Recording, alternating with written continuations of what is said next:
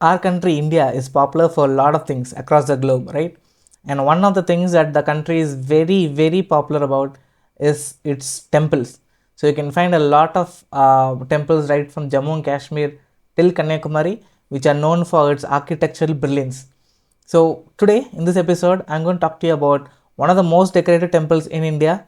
It is located in the beautiful city of Thanjavur in Tamil Nadu. It is called the Periyakovil, Thanjai Periyakovil, or the Big Temple, and it is also known as the Brihadeeshwarar Temple. So Brihadeeshwarar is another name for Lord Shiva, and this temple was built by the most decorated king of the Chola dynasty, the Rajaraja Chola, who was an advent devotee of Lord Shiva. So what are we waiting for? Let's get into it.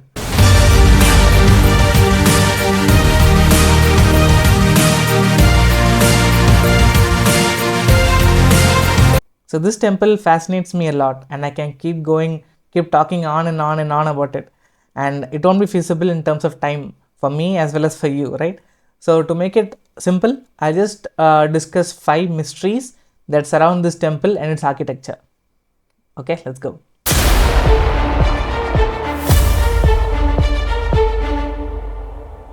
The main part of the temple of the Gopuram is 216 feet high, and for an architecture of that height, the equivalent depth should be around of the foundation should be around 30 meters. But in case of this temple, the foundation is just around 6 to 7 meters. This is something which surprised a lot of scientists and world popular architects. Like how did they do a foundation of such a disproportionate value? But it works. It has worked for more than 1,000 years, and they believe that the people in that time might have used something which is similar to a loose joint technology, which is very much similar to the Indian charpoy beds or the rope beds, right? So scientists are still not clear, but they are still very surprised about how they built this foundation. And beneath this foundation, there are a lot of tunnels leading to all the nearby cities.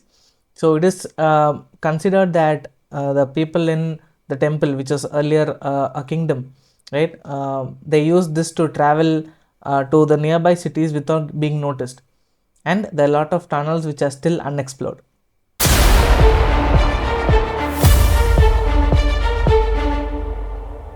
Now, Thanjai Periyakovil is the first temple in India that is built completely of granite.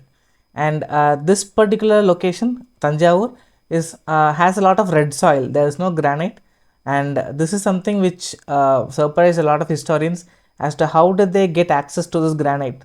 The most nearby place that granite is available at that time is Madurai, which is about 150 kilometers in distance. And at that time there was no mode of transport to carry such huge weight objects, right, like granites across such a long distance. So it's considered that people at that time use a lot of thousands and thousands of elephants and other animals to drag these granites to the temple. And so when you see that temple, it is not built with any type of cement or any type of material to in between the granites or the granite stones. They don't have anything to cement it together. The technology that was used at that time, I'm talking about more than 1,000 years ago, is the interlocking technology. So two stones are shaped such a way and they are put one over each other where it locks. So you can't find a gap between two stones. There is no gap even for air to flow. At the same time, there is no cement or any other layer of glue that is fixed between these two stones. Still, it withstood almost 7 earthquakes and a lot of other disasters, natural disasters, for more than 1,000 years. Imagine.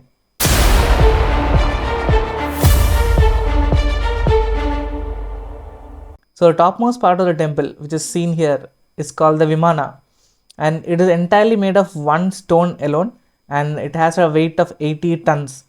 And this Vimana is one of the most astonishing factor of this temple for 2 reasons.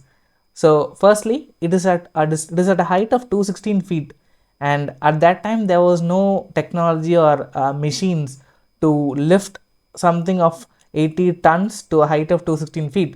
It was impossible. And this is what surprises and astonishes a lot of historians and architects as to how they lifted this and kept it at the top of the temple. So one of the logical conclusions that they have arrived for time being is that they must have built a ramp of sand over a distance of 50 kilometers, and this ramp would have been used to reach the top of the temple, and with the help of animals, like I told before, elephants and other animals, they would have dragged this vimana to the top of the temple. So temple is here, and they would have used the sand ramp of 50 kilometers in distance to drag the vimana to the top of the temple. So that is one of the logical conclusions that I have come to, but it is still unclear. And second reason is the shadow of this vimana. It doesn't fall on the temple grounds. It's called the floating shadow syndrome or floating shadow phenomena. So it doesn't fall on temple grounds, and it is believed that it is due to the angle of the sun and the angle of the terrain the temple is built on. So because of that mathematical dynamics, the shadow doesn't fall on temple grounds.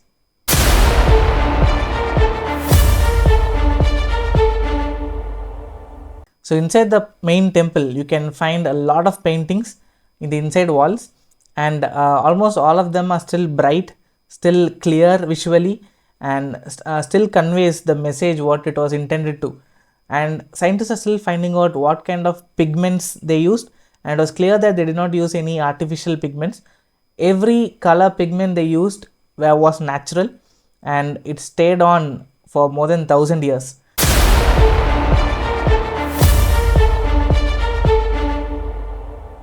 So when you have a Shiva temple, you are bound to find Shiva's closest aid, the Nandi, nearby, right? So in this temple also you will find a beautiful huge Nandi idol, and this idol is said to be one of the biggest Nandi idols in the world. And one of the mysterious factors about this Nandi idol is that it grows in size once every a few inches every few years. So the locals and the other theologists believe that it is a divine, it's due to a divine presence that this statue grows in size. It shows its strength. But scientists have attributed this to a possible case of a change in size due to climate change. So, but this kind of a factor, this kind of phenomena is not seen in any other idols across the world except for this Nandi idol in this temple in Thanjavur. This Thanjai Periyakovil or the Brihadeeshwarar Temple is a UNESCO World Heritage Site, and it was built by Rajaraja Chola. So have you heard this name before somewhere? You must have. There was a movie recently called Ponniyin Selvan.